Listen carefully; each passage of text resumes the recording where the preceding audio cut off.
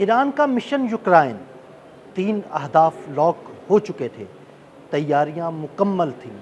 किसी भी वक्त बड़ा हमला किया जा सकता था।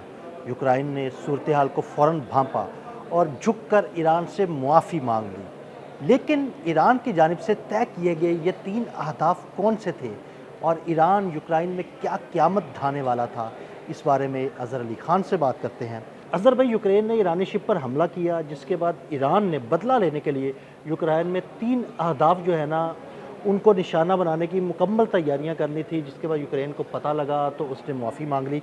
ये 3 अहदाफ कौन से थे और यूक्रेन को इन सब बातों का इल्म कैसे हुआ? असल में यूक्रेन ने ना ताकत के ज़ोम में और इस बात के ज़ोम में कि उसको नेतन्याहू ने कहा और ट्रंप ने कहा कि ज़रा जंग का दायरा फैलाओ, उन्होंने ईरानी शिप को निशाना बनाया। और ईरानी शिप पे निशाना बनाने के बाद ये कहा कि ये सब्ज़ियाँ और कुछ फ्रूट्स और कुछ इस तरह की चीज़ें ला रहे थे उसके इस्तेमाल के लिए। तो उन्होंने इसको जब निशाना बनाया तो इस पर इल्ज़ाम लगाया कि ईरान एक असलहा सप्लाई कर रहा था रूस को।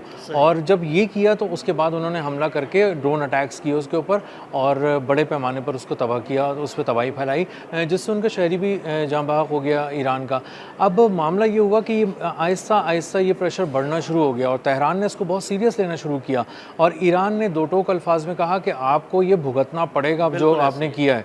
तो इसको जब उन्होंने बार बार रिपीट करना शुरू किया तो उसके बाद यूक्रेन की इंटेलिजेंस सर्विस एक्टिव हुई और उसने कहा कि ईरान धमकियाँ नहीं दे रहा, ईरान इस पे बहुत ही बारीक बीनी से जायज़ा लेकर उस पर बहुत तेज़ काम कर रहा है कि किस तरह यूक्रेन के मुख्तलिफ अहदाफ को निशाना बनाया जाए। उसके कुछ दिन के बाद उन्होंने दोबारा उसकी इंटेलिजेंस एजेंसी ने अपनी हुकूमत को भी, अपनी फ़ौज को भी बताया, आला क़यादत को, कि कुछ अहदाफ लॉक कर लिए गए हैं। मुमकिन तौर पर ये 3 अहदाफ हैं और इनको निशाना बनाया जाएगा। पहले उसने ये बताया कि शहरों के अंदर 3 शहरों में के 3 मकामात पे हमले किए जाएंगे। ये फ़ौजी तनसीबात होंगी, ये बड़े कोई वेयर हाउस हो सकते हैं, ये कोई बड़ी मिलिट्री इंस्टॉलेशन हो सकती है, लेकिन हदफ बहुत बड़ा है। इतना बड़ा है कि जब इस पर आकर मिसाइल टकराएगा और एक लॉन्ग रेंज मिसाइल आएगा जिसकी कैपेबिलिटी ईरान के पास है, तो उस मिसाइल को लगने के बाद जो वहाँ तबाही फैलेगी उससे यूक्रेन की फ़ौज बहुत पीछे चली जाएगी। और इसका मतलब ये है कि या तो वहाँ पर असलहे का बहुत कोई बड़ा ज़ख़ीरा था या कोई लॉजिस्टिक हब था जिस तरह से यूक्रेन ने रखा हुआ था। इसी के बाद ये भी बताया गया मुमकिन तौर पे कि अगर ये 3 शहरों में इन 3 मकामात पर मुख्तलिफ जो उसने सिलेक्ट किए ईरान ने हमले नहीं किए गए तो फिर पोर्ट्स को निशाना बनाया जाएगा।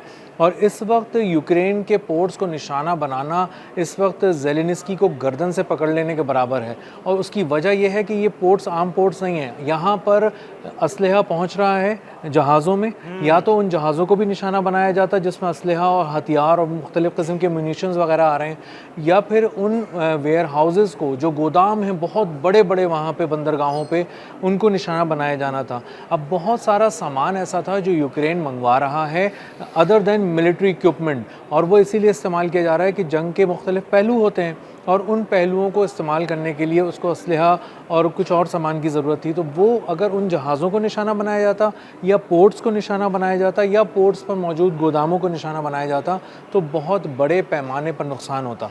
अच्छा अज़हर भाई, मेरा ये ख्याल है कि ये पोर्ट्स ही होंगी। उसकी वजह यह है कि 3 या 4 या जो भी उनकी अहम पोर्ट्स हैं, वहाँ पर शिप्स आ रही हैं धड़ाधड़, और वो शिप्स कोई सब्जियाँ, कोई शहद, कोई खाने पीने की चीज़ें नहीं लेके आ रहे, वो असला लेके आ रहे हैं, यूरोप से असला लेके आ रहे हैं। अमेरिका उसकी पुष्टपनाही कर रहा है। पिछले दिनों ज़ेलेंस्की अमेरिका में मौजूद थे। ट्रंप, ज़ेलेंस्की, नेतन्याहू की मुलाकात हुई जिसपे पूरा प्लान बनाया गया। तो मेरा ये ख्याल है कि जो शिप्स है आ रहे हैं ना वहाँ पर यूक्रेन की जानिब, वो असला लेके आ रहे हैं। फिर वो असला वहाँ से उस शिप से उतारना, वेयर हाउसेज़ में रखना। तो मेरा ज़ाती ये ख्याल है कि 3 अहम पोर्ट्स हो सकती थी जिनको निशाना बनाया जाना था। आपका ख्याल बहुत दुरुस्त है, लेकिन हमें इसके साथ साथ ये शहरों वाली बात हम पहले कर लेते हैं। शहरों में निशाना अगर किसी जगह को बनाया जाना था मुमकिन तौर पे ईरान की जानिब से, तो उसकी बहुत ही एक ठोस वजह थी। उसकी ठोस वजह ये थी कि यूक्रेन ने रूस के साथ जंग में अपनी चीज़ों को फैला कर रखा है, क्योंकि उसकी फ़ौज मुख्तलिफ जगहों पर लड़ रही है, तो उसको बड़े पैमाने पर कोई सप्लाई देने के बजाय, क्योंकि ड्रोन अटैक्स दरमियान में बहुत ज़्यादा हो रहे हैं लॉजिस्टिक्स पे, तो वो एक पूरा उठाकर डिपो असलहे का ले जाते हैं, किसी शहर में बना लेते हैं, उस शहर में भी ख़ास मकाम पे बनाते हैं जहाँ फ़ौज को फ़ौरन ज़रूरत होती है और उसकी हिफाजत का भी गैर मामूली इंतज़ाम करते हैं। तो ये दोनों मकामात इंतहाई अहमियत के हामिल थे, या तो उन शहरों के अंदर उन बहुत बड़े किस्म के वेयर हाउसेज़ को, मिलिट्री इंस्टॉलेशंस को या तो निशाना बनाना था, या फिर वो जो आपकी बात है कि बाकी बहुत बड़े पैमाने पर यूरोप से ये मांग रहे हैं। ज़ेलेंस्की के पास बहुत कुछ ख़त्म हो चुका है, जिनमें सबसे ज़्यादा पैट्रियट के मिसाइल्स हैं, इंटरसेप्टर्स हैं, और वो उसके पास इस हद तक ख़त्म हो चुके हैं कि 31 जुलाई को उसने आखिरी चलाया है, और उसके बाद से अब तक ये 5 दिन आप अगर काउंट कर लें तो एक हफ़्ता ही समझ लें आप, तो पिछले एक हफ़्ते से कोई इंटरसेप्टर फायर नहीं किया गया। और इसका मतलब ये है कि जो हाइपरसोनिक क्रूज़ मिसाइल फायर किए जा रहे हैं ज़िरकॉन वगैरह रूस की जानिब से, और इसी तरह इस्कंदर बैलिस्टिक मिसाइल्स का इस्तेमाल किया जा रहा है, और ये तकरीबन 2-2 दर्जन एक साथ फेंके जा रहे हैं। इतनी बड़ी तादाद में अगर बैलिस्टिक मिसाइल आके गिर रहे हैं तो उसको रोकने वाला कोई एक इंटरसेप्टर यूक्रेन के पास मौजूद नहीं है, और यूक्रेन इसकी भीख मांग रहा है, लेकिन उसके बावजूद उसको इंटरसेप्टर्स नहीं मिल पा रहे। तो उसके पोर्ट्स इस वक्त बहुत ही अहमियत के हामिल हैं। रूस की भी बड़ी गहरी नज़र है उस पर, और वहाँ पे रूस भी बहुत ताक ताक कर निशाने लगा रहा है। यही पूछने वाला था कि देखिए, अगर ईरान के पास कोई इंटेलिजेंस मालूमात थी, उसे पता था कहाँ पर बड़ा वेयर हाउस है, कहाँ पर असला का बड़ा डिपो है और उसे निशाना बनाया जाना है, तो क्या वो मालूमात रशिया की जानिब से ही ईरान को दी गई हो?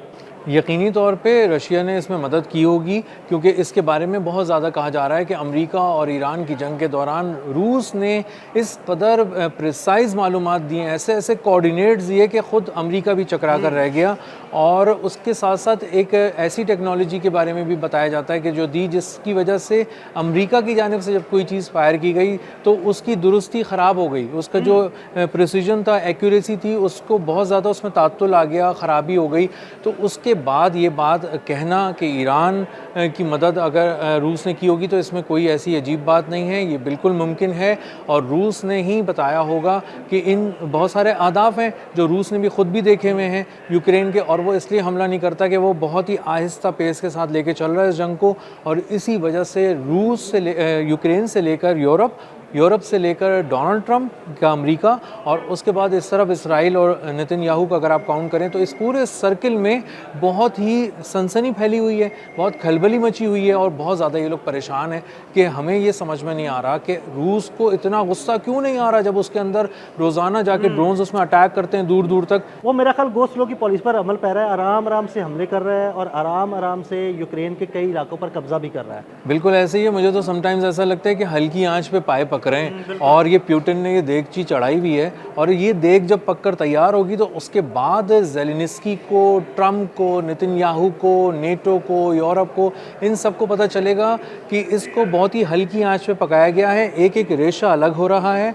और यूक्रेन का वाकई एक एक रेशा अलग हो रहा है। उसकी ज़मीन पे रूस का कब्ज़ा होता जा रहा है, और आहिस्ता आहिस्ता उसकी फ़ौज का मोराल बहुत गिर गया है। उसके पास असलहे के ज़खायर ख़त्म हो गए हैं।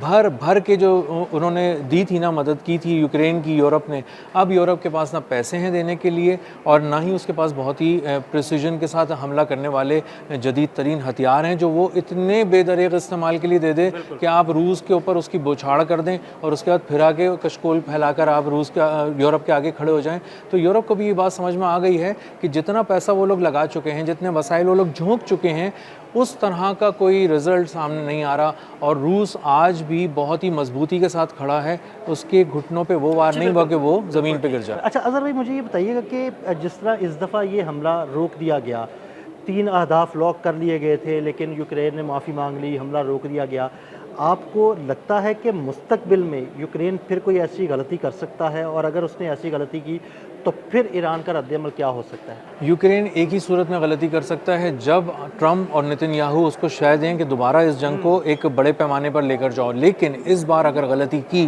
तो उसका खुमियाजा माफ़ी से नहीं होगा, बयानात से नहीं होगा, धमकियों से नहीं होगा।